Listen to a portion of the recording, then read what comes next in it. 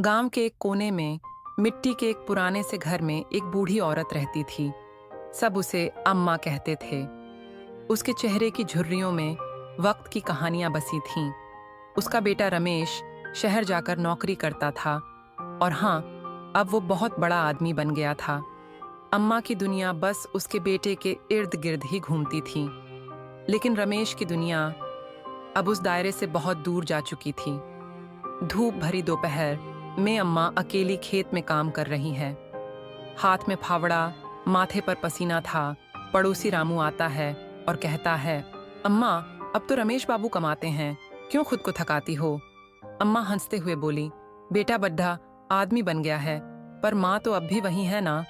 कुछ करना भी चाहिए, अकेलापन काटता है। अम्मा अपने पुराने साड़ी के कोने में गांठ लगाकर बचाए पैसे लेकर गांव की मोबाइल दुकान पर जाती है। दुकानदार, अरे अम्मा, आज कैसे आना हुआ? अम्मा, बेटा एक मोबाइल दिखा जिसमें वीडियो कॉल हो सके।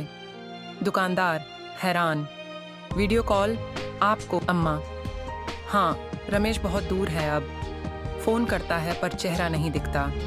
अब इस बुढ़ापे में बस वही देखने की तमन्ना है। अम्मा एक सस्ते स्मार्टफोन में रमेश का नंबर सेव करवाती है। बहुत बार कोशिश करती है वीडियो कॉल करने की, पर या तो नेटवर्क नहीं होता या बेटा फ़ोन नहीं उठाता। एक दिन कॉल लग जाती है। रमेश, अरे माँ, ये क्या किया आपने? वीडियो कॉल कौन सिखाया आपको? अम्मा खुश होकर, बेटा तेरा चेहरा देखना था।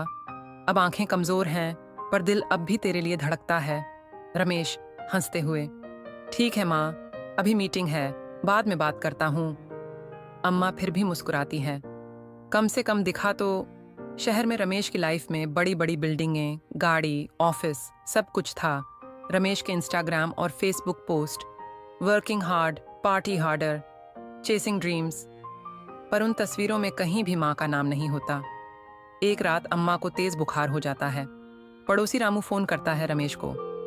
रामू, भैया, अम्मा की तबीयत बहुत खराब है, डॉक्टर भी आया है, आप आ जाइए। रमेश, अभी मीटिंग है, देखता हूँ कब आ सकता हूँ, कोई ज़रूरी हो तो अस्पताल ले जाइए। रामू गुस्से से, माँ से बढ़कर और क्या होगा, वो माँ है आपकी। रमेश कॉल कट कर देता है। अम्मा बिस्तर पर लेटी है, पास में वही मोबाइल रखा है। वो धीरे से मोबाइल उठाती है और कैमरा ऑन करती है। अम्मा, रमेश बेटा, मैं जानती हूँ तू बहुत व्यस्त है, लेकिन जब भी समय मिले इस वीडियो को ज़रूर देखना। तेरी माँ तुझे बहुत याद करती थी। तेरी तस्वीर नहीं, तेरे मुस्कुराते चेहरे की प्यासी थी ये आँखें। अब इस मोबाइल में मैं तेरा इंतज़ार छोड़ के जा रही हूँ। शायद कभी इस मोबाइल में अपनी माँ को तू फिर से देख सके। खुश रह बेटा। मोबाइल गिर जाता है। अम्मा की सांसें थम जाती हैं। रमेश अगले दिन आता है। गांव में सन्नाटा है। अम्मा का अंतिम संस्कार हो चुका है। रामू उसे मोबाइल देता है। ये अम्मा का था। रमेश वीडियो प्ले करता है। अम्मा की बातें सुनते ही उसकी आंखों से आंसू बहने लगते हैं। रमेश, मुझे माफ़ कर दो माँ, मुझे बस थोड़ा वक्त और चाहिए था।